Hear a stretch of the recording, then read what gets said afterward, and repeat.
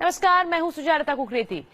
दिन के उजाले में कुछ बदमाशों ने लड़की के घर पर धावा बोला, फिर उसे अगवा कर सुनसान जगह ले गए और आग के हवाले कर दिया। दिल दहला देने वाली ये वारदात बिहार के समस्तीपुर में हुई है। अपराधियों ने लड़की के साथ ऐसा सलूक इसलिए किया क्योंकि लड़की के पिता ने अपराधियों के खिलाफ जाकर एक परिवार की मदद की थी। बिहार में अपराधियों की इस दरिंदगी से लोग सख्ते में हैं और सरकार से जवाब मांग रहे हैं कि आखिर अपराधियों को कानून का खौफ क्यों नहीं रह गया है।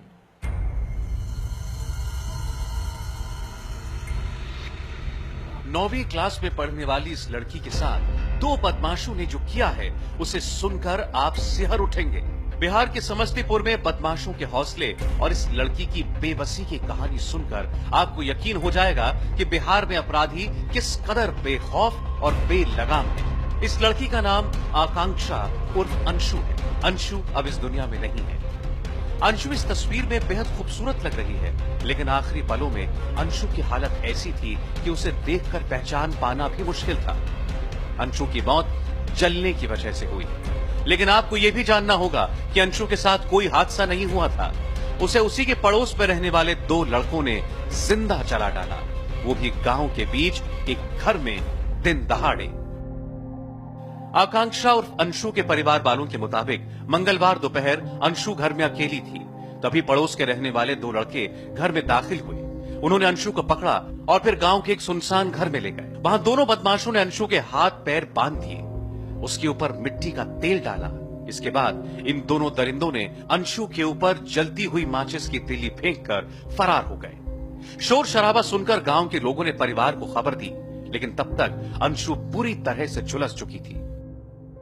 उसका मुंह बांध दिया, हाथ बांध दिया, पैर बांध दिया और किरासन तेल छींट के आग लगाकर भाग गया। इस घटना को कुछ लोग हमको बुलाने आए दुकान पे, तो दौड़ के जब हम लोग गए तो वहाँ पता नहीं चल रहा था कि क्या हुआ है।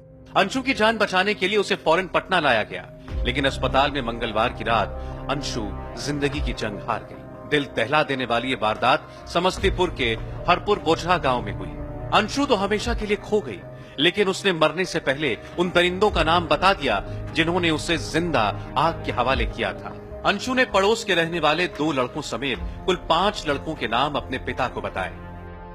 लोग जब उसको डॉक्टर के यहाँ ले जाने लगे, उस तरफ में मेरी बच्ची बताई कि वो दोनों लड़का ने मुझे हाथ पैर बांध के तेल छींट के आग लगा दिया और कहा कि तुम्हारे दोनों भाई को भी हम इसी तरह जला देंगे। कौन आरोपी था?